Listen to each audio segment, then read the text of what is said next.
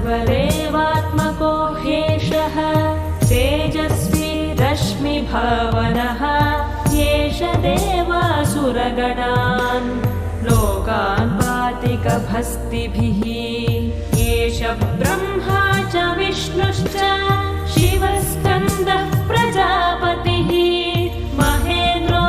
धनदः कालो यमः सोमो ह्यपाम्पतिः पितरो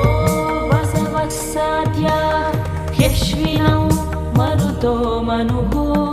वायुर्वह्निः प्रजाप्राणः ऋतुकर्ता प्रभाकरः